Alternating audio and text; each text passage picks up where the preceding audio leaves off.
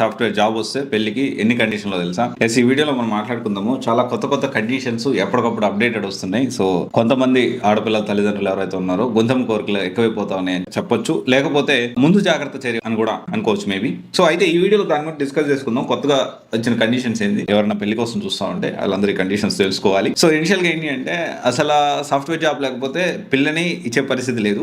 So definitely job ఉండాలి, అది కూడా సాఫ్ట్వేర్ జాబ్ అయి ఉండాలి. మళ్ళీ మినిమం ఒక 15 నుంచి 20 లక్షల ప్యాకేజ్ కంపల్సరీ వస్తుండాలి, లేకపోతే కనీసం కన్సిడర్ కూడా చేయట్లేదు. సరే, ఇదొకటి. అయితే దీని తర్వాత సరే అమ్మయ్య సాఫ్ట్వేర్ జాబ్ వచ్చింది.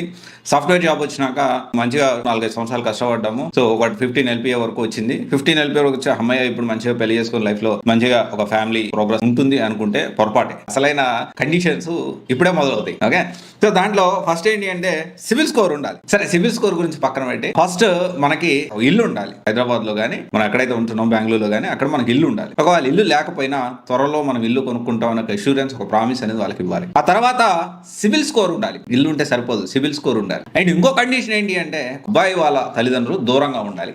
ఇది ఇంకో కండిషన్. ఆ తర్వాత ఇంకో కండిషన్ ఏంటి అంటే ఎప్పుడూ కూడా ఒకవేళ అబ్బాయి వాళ్ళ ఇంటికి వచ్చి అత్తవారింటికి ఊరికి వెళ్ళినా కానీ వెళ్ళరు సామాన్యంగా అంత ఈజీగా. ఒకవేళ వెళ్ళినా కానీ ఖచ్చితంగా దానికి సంబంధించి ఇంట్లో పని మొత్తం పెద్దవాళ్ళైనా ముసలి వాళ్ళైనా బాగా లేకపోయినా అబ్బాయి తల్లిదండ్రులు చేయాలి, అమ్మాయి మాత్రం ఏ పని చేయదు. ఆ తర్వాత వచ్చేసి ఇది అయిపోయిన తర్వాత సరే ఇవన్నీ ముందు కండిషన్స్. దీంతో పాటు ఆమెకి నచ్చినట్టు ఆమె ఉంటుంది. ఆమెకి ఏం నచ్చితే అది చేస్తుంది.